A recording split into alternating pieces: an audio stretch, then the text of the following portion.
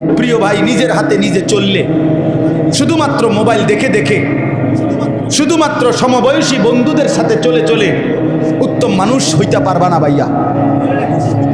প্রিয় বন্ধু, আমি বলে গেলাম, যারা তোমরা নিজের মোবাইলের হাতে তুলে দিছ, যারা তোমরা 24 ঘন্টায় এই মোবাইলের উপরে জীবন উৎসর্গ করেছ, এটা তোমাদেরকে শেষ পর্যন্ত জাহান্নামের আগুনে ফেলা পর্যন্ত শান্ত হবে না। এটা তোমাদেরকে শেষ পর্যন্ত জাহান্নামের আগুনে ফেলবে। রাত নাই, দিন নাই, সকাল নাই, দুপুর নাই, মা বাবা, পরিবার, আত্মীয় স্বজন, ধর্ম, কর্ম, ঈমান, ইসলাম, আল্লাহ, রসুল সব কিছুর থেকে বিচ্ছিন্ন হয়ে অগণিত যুবক তোমরা দিন রাত নিজের এই মোবাইলের উপরে ছেড়ে দিলা, সমবয়সী বন্ধুদের উপরে ছেড়ে দিলা। তোমার সমবয়সী বন্ধু 8 ঘন্টা 10 ঘন্টায় যার সাথে চলবার পরেও সেই যে বিকাল 3টা বাজে এই 4টা বন্ধুর লগে বাইর হইলা, তোমার বন্ধু সমবয়সী রাতের 11টা বাজে ঘরে ফিরলা, মাঝখানে 8 ঘন্টা গেছে, 3টা থেকে 11টা, আসরের ওয়াক্ত, মাগরিবের ওয়াক্ত, এশার ওয়াক্ত, 3 ওয়াক্ত নামাজ হইছে, কিন্তু তোমার বন্ধু নামের ওই দুষ্ট একটাবারও তোমার 1 ওয়াক্ত নামাজের কথা বলল না, বরং একবার নারী, একবার ছবি, একবার গান, একবার বাদ্য, একবার মোবাইল, একবার অসভ্য কথা, অশ্লীলতা, বেহায়াপনা, এই কথাগুলোই বলছে বা মনে করাচ্ছে, এই নিয়েই ব্যস্ত রাখছে। আল্লাহর কসম বন্ধু, এই মানুষ তোমার বন্ধু না, ও শয়তান, শয়তান, শয়তান ছাড়া আর কিচ্ছু না হয়। ওইটা ইবলিস, ওইটা ইবলিস, ওইটা আদুউম মুবিন, ওইটা স্পষ্ট শত্রু শয়তান, স্পষ্ট দুশমন এটা, যে তোমারে আল্লাহ চিনায় না, যে তোমারে আখিরাত চিনায় না, যে তোমারে পরকাল মনে করায় না, যে তোমারে মালিকের সন্ধান দেয় না। অতএব আমি আমার কথা শেষ করতে চাই। আমার কথা এটাই, আজকে এই তাজকিয়া, এই ইসলাহি জোর, এই আহলুল্লাহ ওলামায়ে কেরামের সংস্পর্শে, আল্লাহর প্রিয় বান্দাদের সান্নিধ্যে, কিশোর যুবক তোমরাও সময় দাও, বয়স্ক বাবা চাচা আপনারাও সময় দেন। আপনাদেরকে অনুরোধ করছি, তাইলে দুনিয়াও সুন্দর হবে, আখিরাতও সুন্দর হবে। একাকী চলবেন না, নিজের বুঝে চইলেন না। হাকিমুল উম্মত মুজাদ্দিদুল মিল্লাত হযরত মাওলানা শাহ আশরাফ আলী থানভী রাহমাতুল্লাহি আলাইহি বলছেন, জু মুস্তাকিল বিজাত ও মুস্তাকিল বদজাত, যে মনে করে আমি স্বয়ং সম্পূর্ণ, আমার বুঝে আমি চলবো, হযরত বলেন মনে রাখবা সে একটা স্বয়ং সম্পূর্ণ বদজাত। ও মুস্তাকিল বিজাত না, মুস্তাকিল বদজাত। এই জন্য দয়া করে আজকের এই ইসলাহি জোরে আমি সকলের কাছে আহ্বান জানাই। অনেক নওজোয়ান ভাই আসছো, ভাই তোমরা নিজে নিজে চইলো না, নিজের উপরে চইলো না। চুল তোমার মন মতো, পোশাক তোমার মন মতো, তোমার জীবন চলা ফেরা মন মতো, মন চাইলে ঘুমাও, মন না চাইলে ঘুমাও না। রাতের 3টা বাজে তবুও ঘুমাচ্ছ না, সকাল 10টা বাজে তবুও উঠতেছ না। আরে দোস্ত, এটা কোনো মুমিনের জীবন হয় না, এটা কোনো মুসলমানের জিন্দিগি হয় না, এটা কোনো ইমানদারের পরিচয় হয় না। এ জীবন জন্তু জানোয়ারের হইতে পারে, যার কোনো লাগাম নাই, যে লাগামহীন, যার কোনো হিসাব নাই। মুমিন হিসাব করে চলে। ইন্নাস সালাতা কানাত আলাল মুমিনিনা কিতাবাম মাওকুতা, আল্লাহ বলে প্রতিটা নামাজ আমি আল্লাহ মুমিনের উপরে সময় গুনে গুনে ফরজ করেছি। আল্লাহ বলে সময়কে আমি 5টা ভাগে নাম দিয়েছি, নাম করেছি, সকাল, দুপুর, বিকেল, সন্ধ্যা, রাত। এজন্য 5 ওয়াক্ত নামাজও প্রত্যেক ওয়াক্তের পরিবর্তন, সময়ের পরিবর্তনের সাথে আমি আল্লাহ একটা একটা নামাজ বেঁধে দিয়েছি।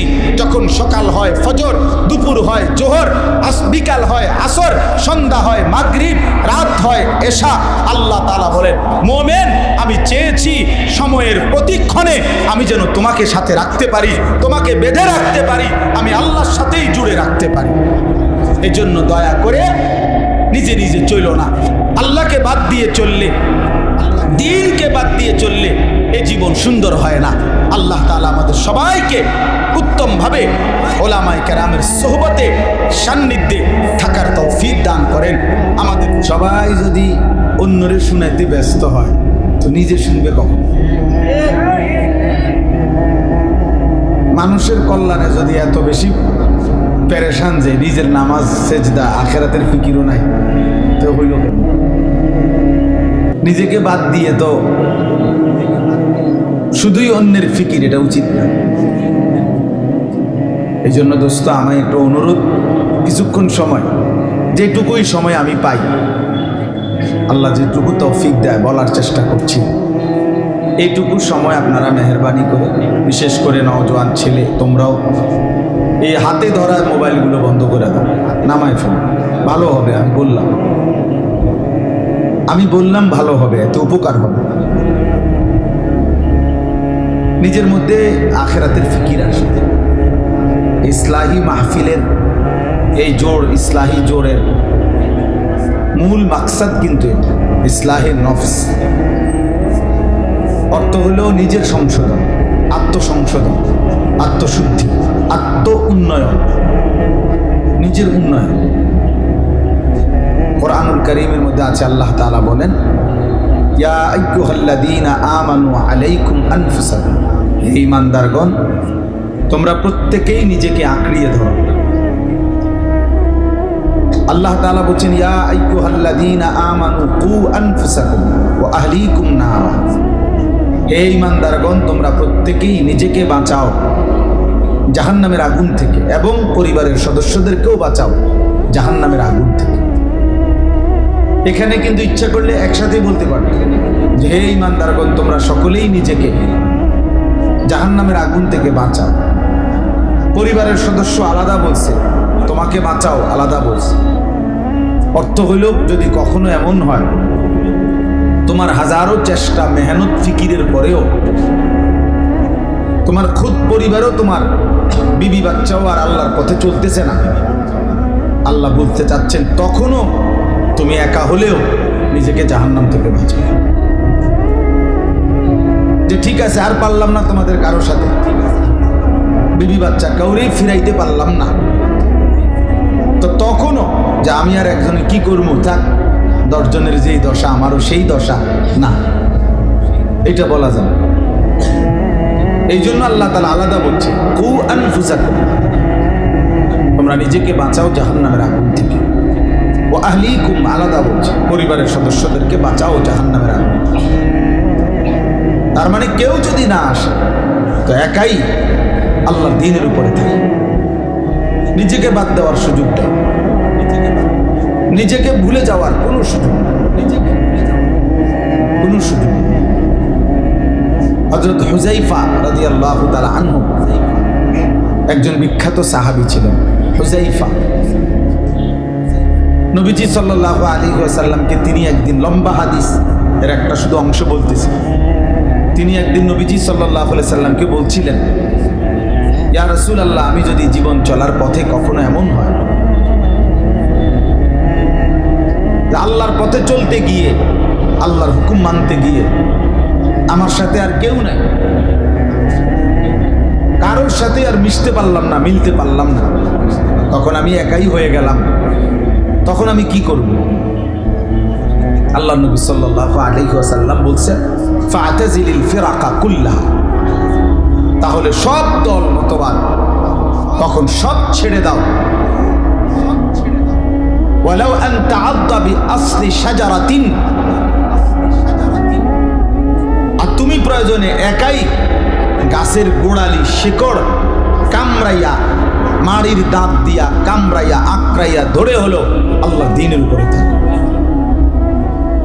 একাই থাকো, একাই থাকো। ওয়া আনতা আলা দীনিক, তুমি তোমার দ্বীনের উপরে থাকো। তাহলে কি বোঝা গেল? এই ইসলাহি মজলিসের, ইসলাহি ফিকিরের মূল ফিকির নিজের ঈমান আমল, নিজের আখিরাত সুন্দর করা, আত্মশুদ্ধি, তাজকিয়া, তাসাউফ একই কথা। পীর মুরিদি, খানকা, ইসলাহি বয়ানাত এই সব কিছুর মাখরাজ, এগুলোর আর্থিক উন্নতি, নিজের আত্ম উন্নয়ন, দ্বীনের কাজের জন্য উলামায়ে কেরাম ভিন্ন ভিন্ন মজমা কায়েম করেন।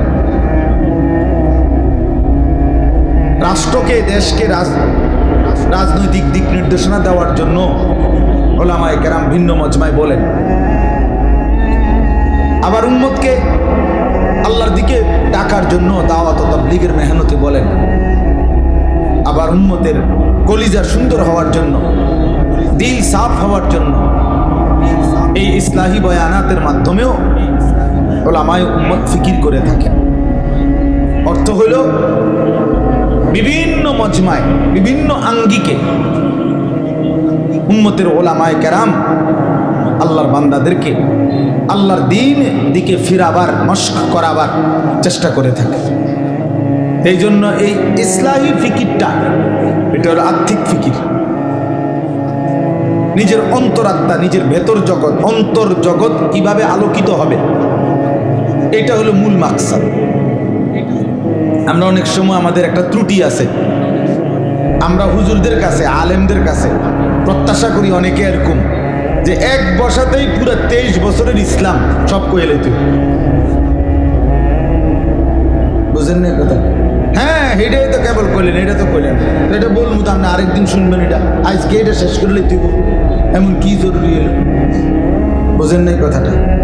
নবীজি সাল্লাল্লাহু আলাইহি সাল্লামের পুরা 23 বছরের ইসলাম পুরাটা আজকের এই আধা ঘন্টার মধ্যে বলা, এটা তো আমার দায়িত্ব নাকি? এটা এমনই তো শেষ করতে হবে নাকি? তো তাই এইটা একটা গুরুত্বপূর্ণ বিষয়। আমি হজ্জের মধ্যে মক্কা শরীফ, তো অন্য আরেক গ্রুপের হাজিদের কাছে আমার নিচে হজের প্রশিক্ষণ দেওয়ার জন্য, হজের আর 3 দিন বাকি মক্কায়। তা আমি প্রায় 2.5 ঘন্টা ওনাদেরকে হজ্জের সব কথা বিস্তারিত বলে,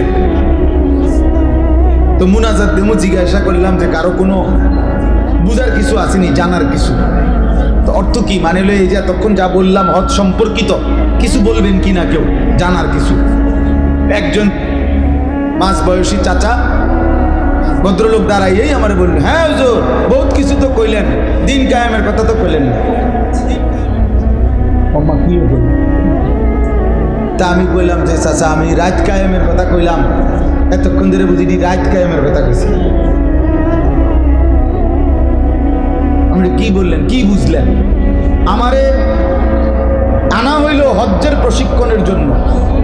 আমি আসি এখন মক্কায়, 3 দিন পরে আমাদের হজ। তো আমি এখন বলবো যে ওইখানে আমার দায়িত্ব হইল বাংলাদেশে কারে ভোট দিবেন, এটা বলবো।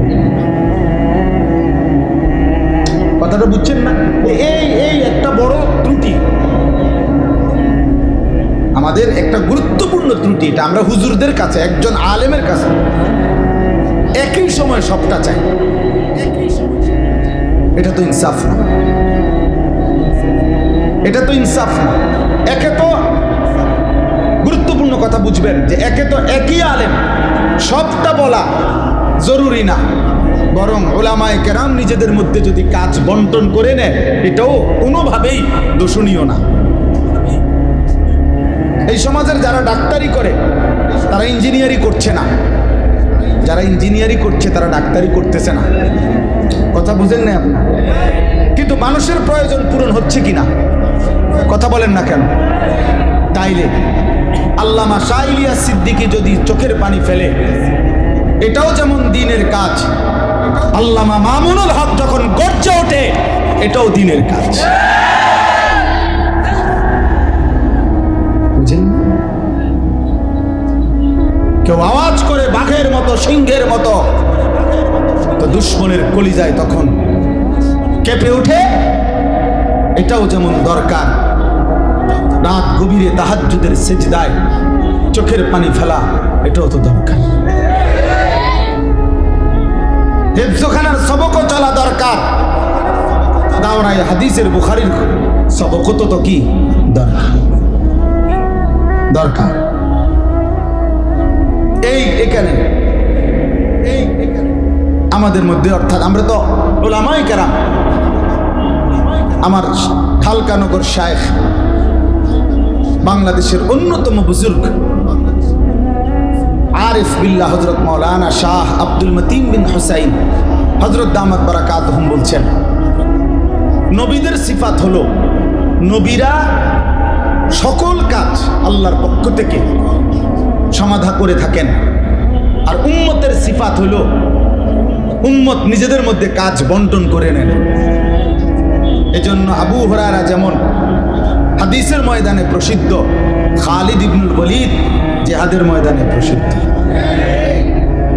অথচ আবু বকর সিদ্দিক রাদিয়াল্লাহু তাআলা আনহু তিনি নবীজি সাল্লাল্লাহু আলাইহি সাল্লামের সাথে ছিলেন পুরা 23 বছর। আবু হুরায়রা রাদিয়াল্লাহু তাআলা আনহু নবীজির সাথে ছিলেন 4 বছর।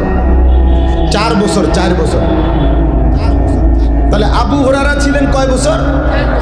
আবু বকর সিদ্দিক ছিলেন কয় বছর? তাইলে স্বাভাবিক যুক্তিতে হাদিস বর্ণনা বেশি করার কথা কে? বুঝেন না আমার কথা? যুক্তি বলেন। যিনি 23 বছর ছিলেন উনি তো বেশি হাদিস বর্ণনা করার কথা। তিনি তো রাসূলুল্লাহ সাল্লাল্লাহু আলাইহি সাল্লামের সফরে হজরে, অর্থাৎ তিনি ঘরে এবং বাইরের সফরে সবসময় ছিলেন। একাকিত্বে যখন 3 রাত গারে সৌরের মধ্যে হিজরতের সময় ওই গুহার মধ্যে একাকী ছিলেন, তখনও আবু বকর সাথে ছিলেন। যখন আর কেউ ছিল না তখনও তিনি একা ছিলেন।